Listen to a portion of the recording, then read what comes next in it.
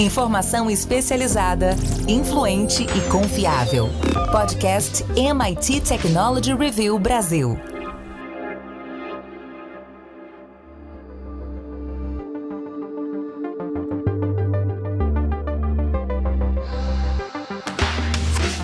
Olá, sou André Miceli e esse é mais um podcast da MIT Technology Review Brasil. Hoje eu, Rafael Coimbra e Carlos Aros vamos falar sobre as resoluções de ano novo. A gente vai descobrir sobre como ter um 2022 melhor em relação às resoluções de tecnologia. Aquela lista, todo mundo tem uma série de resoluções de ano novo e está na hora de botar a sua relação com a tecnologia nessa lista. Em 2022, esse podcast segue oferecido pelo Size e pela Salesforce. Bom, nesse ano que começa, as empresas com maior capacidade de inovação do Brasil vão ganhar o selo Innovative Workplaces. Para saber como participar e também como receber um monte de relatórios, dados e informações que vão ajudar a sua organização a ser protagonista em seu setor, vai lá em www.mittechreview.com.br/IW. Rafa, como eu falei, todo ano é a mesma coisa. As pessoas ao redor do mundo fazem resoluções para o ano novo. Perder peso, parar de procrastinar, se exercitar, meditar, economizar dinheiro, enfim. Tá na hora de botar a tecnologia nesse balanço, o balanço da vida tecnológica. Talvez as pessoas precisem botar nesse balanço e entender se o armazenamento está cheio, se as pessoas vão se distanciar das notícias de última hora, se vão ficar mais longe das redes sociais, enfim. Rafa, eu vou te pedir para sacar uma dica que vai deixar os nossos ouvintes mais felizes. Depois eu vou pedir para o Aros a mesma coisa. E a gente vai alternando. Vamos lá. André, acho que a primeira coisa que nós podemos fazer nesse início de ano, quem já não fez no fim do ano, é algo semelhante ao que a gente faz com o mundo físico, que é o que os organizadores, né, as especialistas em organização chamam de destralhamento. O que é o destralhamento? Joga tudo que atralha fora, doa, né, manda para algum lugar que não seja a sua casa. Isso estou falando do mundo físico. Mas, obviamente, à medida que nós vamos nos tornando seres digitais, a nossa vida vai ganhando essas camadas digitais, a gente vai acumulando lixo digital, lixo eletrônico. Pode ser foto, pode ser e-mail, documento. Tem uma série de coisas que a gente tem que parar. Eu sei que dá trabalho, mas vale a pena, porque depois que você joga esse lixo eletrônico fora, sua vida com certeza vai ficar mais leve. Então você joga isso fora e na sequência pensa em como você vai organizar. E aí na organização vale desde em que pasta eu vou colocar determinados artigos, em que newsletters eu vou assinar para ficar antenado, até mesmo você organizar a sua vida de uma maneira em que você use aplicativos mais eficientes, organize a sua vida de tal maneira que você não perca tanto tempo no meio daquele lixo. Eu acho que o primeiro passo é esse. Aros, e o segundo passo? O segundo passo é a gente escolher aquilo que é importante para nós efetivamente. É o foco, né? Essa multiplicidade de telas, de notificações, de aplicações, de recursos que a gente coloca na nossa vida o tempo todo, acaba competindo pela nossa atenção. A grande competição no fim do dia para essas empresas, para essas plataformas, é pela atenção do consumidor. Quando você faz esse processo que o Rafa coloca, e que é um processo dos mais eficientes para você entender o que priorizar, o que você quer levar para esse novo ano, você pode também fazer uma escolha sobre o que eu quero ser lembrado para ver e o que eu posso escolher o momento adequado para. E eu digo isso porque muita gente deixa as notificações de tudo quanto é aplicativo, de tudo quanto é ferramenta instalada no celular, no computador, deixa tudo habilitado. E isso gera uma ansiedade, isso gera nas pessoas um processo que faz com que toda vez que a gente está se concentrando em algo, surge um pop-up. Aparece uma notificação sonora e a gente perde o foco naquilo que está fazendo para prestar atenção no que vem a seguir. A gente fica com medo de perder algo, porque sempre tem alguma coisa importante acontecendo. Então a minha dica para esse novo ano no seu uso da tecnologia é escolher aquilo que você quer que te lembre que está ali. Evite notificações desnecessárias. Desative todas aquelas notificações que não interessam. Feche a possibilidade de pop-ups ficarem abrindo a todo tempo. Desligue os alarmes sonoros e priorize só aquilo que é de fato emergência. Se você precisa do WhatsApp, porque, poxa, ele é o seu recurso principal, não vai manter o WhatsApp e todo o resto, o Instagram, o Facebook, o Twitter, o LinkedIn. Priorize aquilo que é importante para você.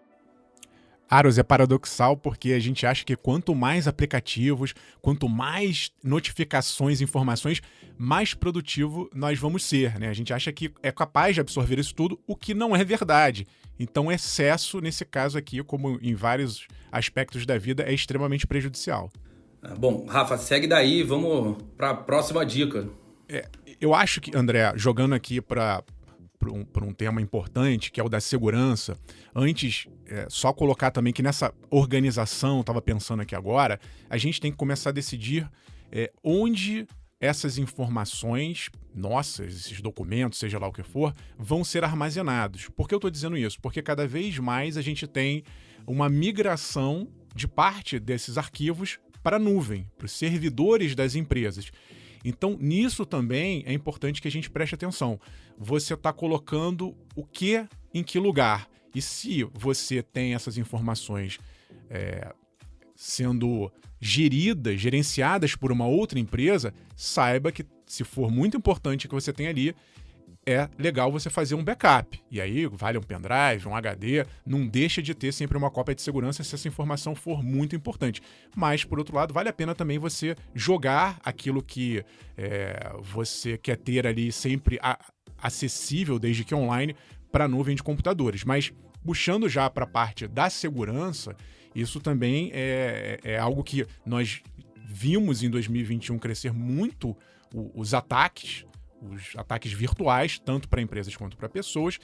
E a dica clássica é, além das senhas fortes, além de senhas que não sejam 2, 3, 4, 5, 6, ou senha, que você use a verificação em 2 etapas, a autenticação em 2 etapas, em todos os seus e-mails, redes sociais, o que tiver esse recurso, onde você encontrar, use, porque isso é fundamental. Eu acabei de trocar de máquina agora e tive que reinstalar várias aplicações, fazer o login de novo em vários sites, e todas as vezes foi me pedido ali uma contra-verificação. Então eu pude testar na prática como se fosse alguém tentando hackear ali o meu sistema, e se essa pessoa não tem a segunda etapa, ela não vai conseguir invadir as minhas contas.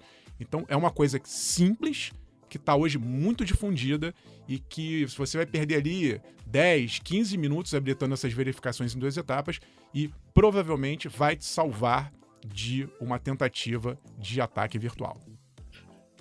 E aí eu complemento esse teu ponto, Rafa, dizendo o seguinte: as pessoas ignoram a verificação em 2 etapas e ignoram também a necessidade de atualização recorrente das senhas. Há pessoas que criam um cadastro com uma determinada senha para um serviço e nunca modificam essa senha. De tempos em tempos é preciso fazer uma atualização disso. E, claro, a boa e velha história de não usar a mesma senha para mais de um serviço. Você tem que criar um padrão, claro, para que você memorize, para te ajudar a lembrar dessas senhas, porque você também não vai criar um bloco de notas no seu celular, cujo título é senhas, e colocar todas elas ali. Mas você vai memorizar, criar um padrão, sejam frases, enfim, uma estrutura sua, um código seu particular para você memorizar essas senhas. As pessoas acabam negligenciando isso, e nos últimos anos, com a quantidade de vazamentos de dados que a gente assistiu, muitos pacotes com senhas, usuários, enfim, muitas informações foram também vazados. Essas senhas já foram expostas, portanto, E às vezes as pessoas se deparam com os avisos de que essa sua senha já foi identificada em um vazamento de dados e simplesmente clicam em OK e seguem adiante, com a preocupação de que, se trocar, não vão se lembrar da próxima senha. Mas eu digo que o prejuízo é maior. Você perder as informações, ter sido roubado, ou qualquer vítima de fraude, ou qualquer outra questão, é muito maior esse prejuízo do que se você esquecer a sua senha e tiver que recuperá-la lá na frente. Então, assim como a verificação em 2 etapas, fazer uma gestão correta dos seus protocolos de segurança é importante. E aí a minha dica para as organizações é que, se não conseguem fazer isso dentro de casa, que procurem uma ajuda externa, uma consultoria, alguém de fora do ambiente da empresa, para que possa reorganizar isso. E esse processo passa essencialmente pelas pessoas. O colaborador, muitas vezes, é o elo mais frágil dessa corrente, porque ele muitas vezes não cuida nem da vida pessoal dele do ponto de vista de segurança digital. Que vai dizer que ele vai cuidar da segurança digital da empresa, né? Sem dúvida, essa questão cultural é fundamental no processo. Agora, olhando para o indivíduo, Aros, tem mais alguma dica para as resoluções de 2022? Eu gostei de uma. Ao ler o artigo da Tânia, eu fiquei pensando, André, que eu nunca me toquei nessa possibilidade. E aí eu percebi que talvez eu vá tentar fazer mais isso ao longo de 2022. É a proposta de você substituir uma videochamada por uma ligação telefônica. Muitas vezes as pessoas substituem a videochamada por uma chamada pelo aplicativo, qualquer que seja, o Zoom, o Teams, o Meet, qualquer um deles, sem vídeo. E ela diz assim: que tal fazer uma ligação telefônica? Pegar o telefone, sair daquele ambiente ali e resolver isso fora daquele contexto. E há uma razão para isso. Não só o fato de que você acaba criando também um contexto diferente para viver aquela situação de uma reunião remota, mas porque você ganha em atenção, no foco, ao não precisar ficar se olhando o tempo inteiro. Aquela câmera que fica registrando a sua imagem enquanto a videochamada está acontecendo passou a se tornar um verdadeiro incômodo para as pessoas. A gente já discutiu isso aqui no ano passado, falamos sobre a reprodução da nossa imagem no ambiente virtual, nas telas, e como isso gera uma série de perturbações para as pessoas, e isso só foi percebido no momento em que a gente intensificou esse uso. Que tal se em 2022, portanto, a gente diminuir a frequência das videochamadas e começar a conversar por telefone, voltar ao bom e velho telefone para que essas conversas possam acontecer. Eventualmente até fazendo conferências telefônicas para reunir mais pessoas se todos estiverem de acordo. O vídeo é um recurso interessante para alguns aspectos, para algumas utilizações dentro do ambiente corporativo, oferecem a possibilidade de você ter mais informações a respeito do seu interlocutor. Uma situação de venda, por exemplo, é importante saber o que o comprador do lado de lá, o cliente do lado de lá, está te entregando como sinais corporais, como uma série de códigos ali para serem interpretados para você saber como agir. Mas se é uma reunião ali do time, se você está só num processo operacional que não exige esse tipo de complemento visual, por que não fazer por telefone, mudando esse processo? E eu vou além. Talvez, de alguma maneira, as empresas precisem começar em 2022 a criar um contexto para que esses encontros possam acontecer, evidentemente tomando cuidado, sem as aglomerações, colocando as pessoas em uma condição segura, mas para que as pessoas possam voltar a criar laços e conversas que não sejam mediadas por tela, porque isso, claro, gera um efeito sobre as comunidades, sobre o desenvolvimento das pessoas. Esse é um desafio para 2022 que pode começar a ser enfrentado com uma mudança simples como essa de trocar as telas. Vamos abandonar a tela e vamos falar o telefone. É aquela velha história, né? Manda um WhatsApp. Por que você vai mandar um WhatsApp se você pode ligar para a pessoa e em 2 minutos resolver algo que por WhatsApp ficaria uma tarde inteira de mensagens para lá e para cá, com a chance ainda de ser mal interpretado? Pois é interessante que existe um paradoxo. Por um lado, a tecnologia acaba sendo uma vilã nesse processo de saúde mental, mas por outro lado pode ser uma heroína. Existem diversas tecnologias que podem ajudar nesse processo. Tecnologias que monitoram o sono, que monitoram inclusive sinais de depressão ou algum tipo de disfunção de comportamento. Tecnologias que limitam o uso de tela e o uso dela mesmo, de outras tecnologias. Videogames que são inclusive aprovados pelo FDA, que são prescription videogames, e foram desenhados para aumentar capacidade de atenção, aplicativos de terapia com inteligência artificial, realidade virtual que pode aumentar e melhorar diversos tipos de transtorno e melhorar a saúde mental de uma forma geral. Enfim, diversas tecnologias de tracking de sintomas digitais. É, mais uma vez, uma questão do uso que nós, seres humanos, vamos dar a essas tecnologias, aos recursos que estão à nossa disposição. No final das contas, a educação e a conscientização, esse tipo de conversa que a gente tem que faz toda a diferença. A gente precisa entender as ferramentas que estão à nossa disposição e testar aquilo que faz bem para cada um de nós, o limite de cada um de nós. Existem reações químicas nos nossos corpos ao uso de tecnologia, liberações hormonais, o efeito da tela diante dos nossos olhos pode ter impacto no sono, na nossa capacidade de atenção, no desejo de utilizar essa tela mais e mais e acaba por desenvolver um vício, efetivamente, como uma droga em alguma medida. Então é importante que a gente saiba aquilo que a gente está usando, ainda mais na iminência do uso do metaverso, de lentes, óculos e tecnologias que ainda devem fazer parte da nossa vida com uma intensidade maior. Por isso que esse tipo de discussão é tão importante, ainda mais em tempos de virada de ano, meus amigos. Bom, nessa semana tem Rio Innovation Week, o maior evento de inovação da América Latina. Assinante VIP da MIT Technology Review vai de graça, é só usar o cupom de desconto que a gente mandou por e-mail. Você que não é VIP também pode se beneficiar. É só usar os cupons que estão nas nossas redes sociais, que lá tem 70% de desconto.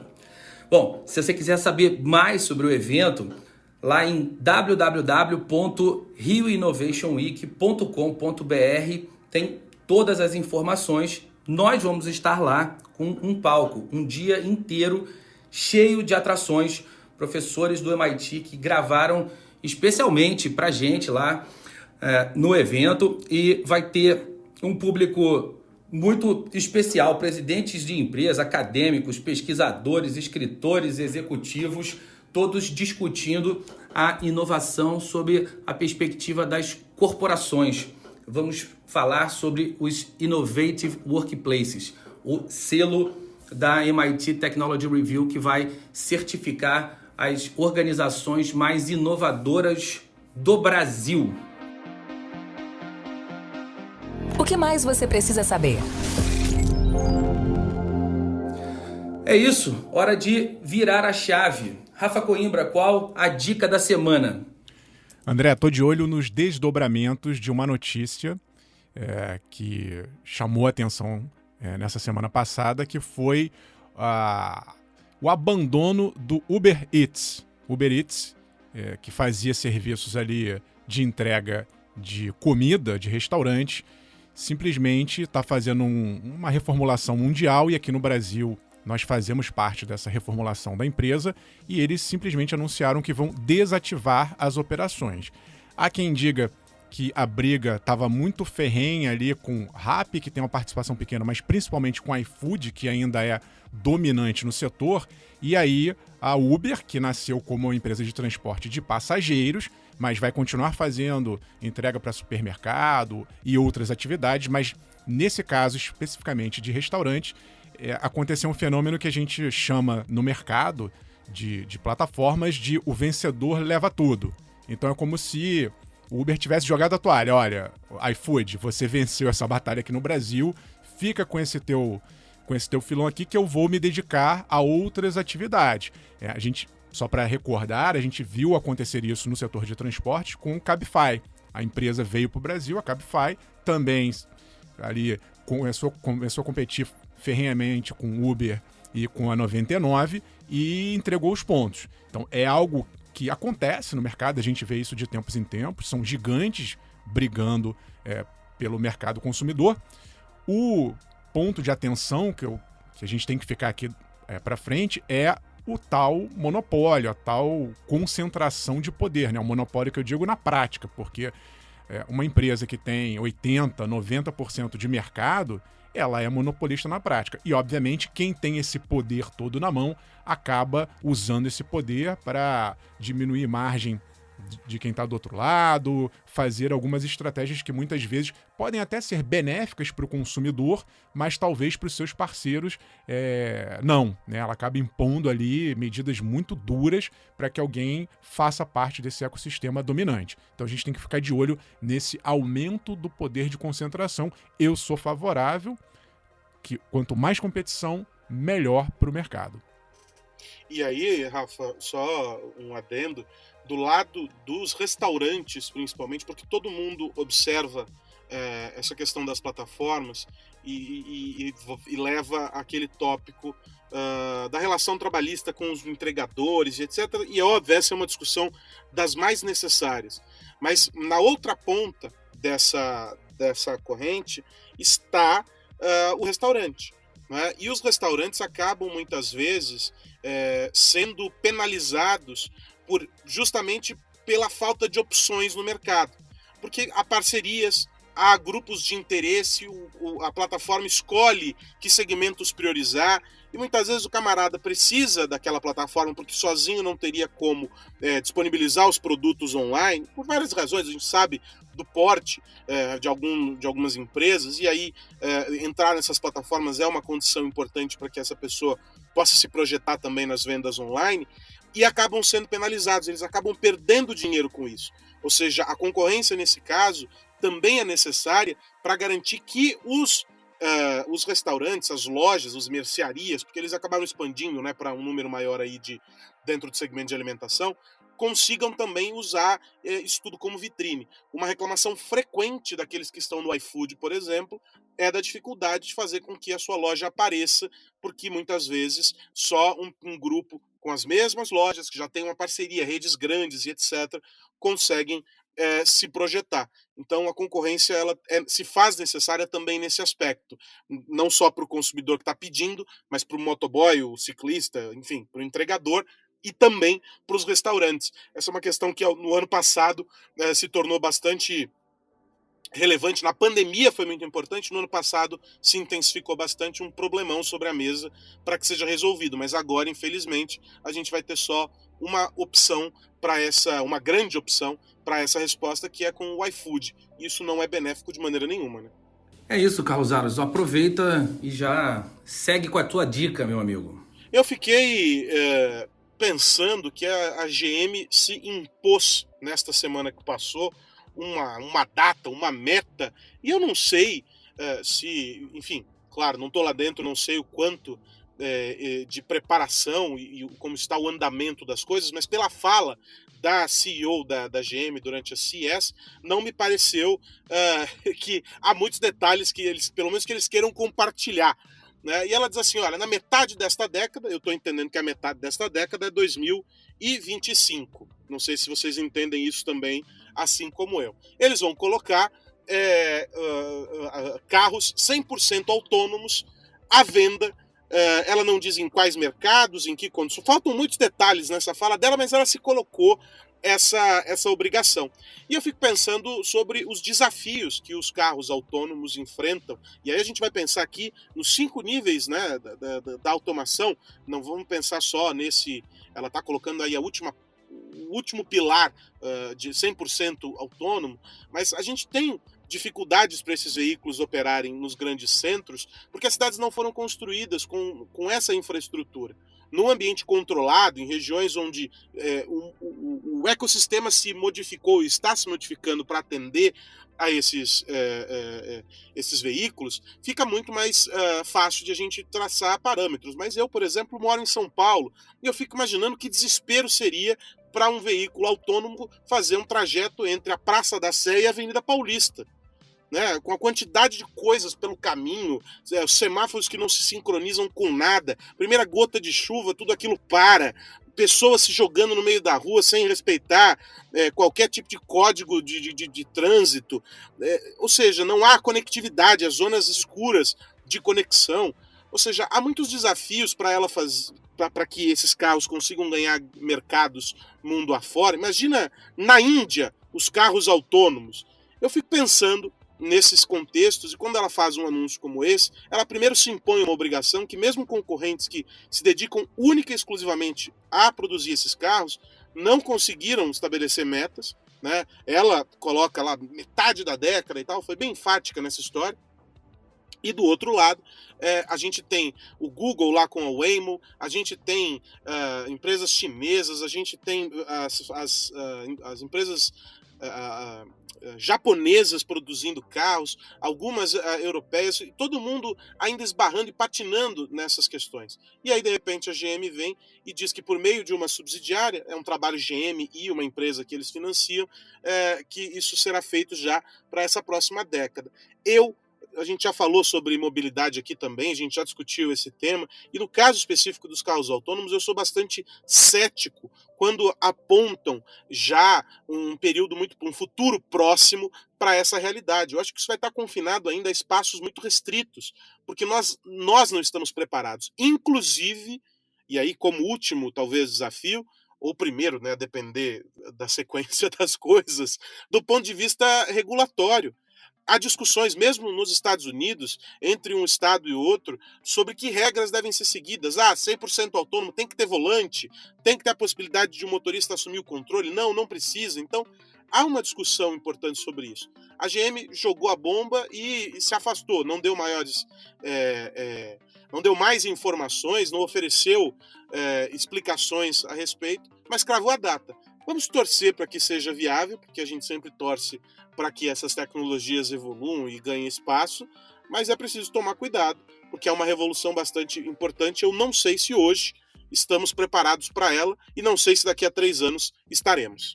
Meus amigos, antes de ir, eu quero lembrar que esse podcast é um oferecimento do SaaS e da Salesforce. Rafa Coimbra, até semana que vem. Até semana que vem, André Aros e a todos que nos ouvem. Convido o pessoal, já que o Aros citou a CS, dá um pulo lá no nosso canal no YouTube, se inscreva em primeiro lugar e depois veja os vídeos. Tem um videozinho lá bacana com alguns destaques da CS de 2022, maior feira de tecnologia do mundo. Até semana que vem. Carlos Aros, grande abraço, meu amigo. Um grande abraço, André Miceli, Rafa Coimbra, todo mundo que nos ouve. A gente se encontra aqui na semana que vem. Enquanto isso, você fica ligado lá no site da Technology Review e também nas nossas redes sociais. Todo dia tem conteúdo novo, relevante, mostrando para você o que acontece no mundo da tecnologia e como isso impacta os seus negócios e a sua vida. Um abração, tchau, tchau. Semana que vem tem mais. A gente se encontra por aqui para falar sobre tecnologia, negócios e sociedade. Um grande abraço para todo mundo. Tchau, tchau. Você ouviu o podcast MIT Technology Review Brasil, apresentado por Tech Institute.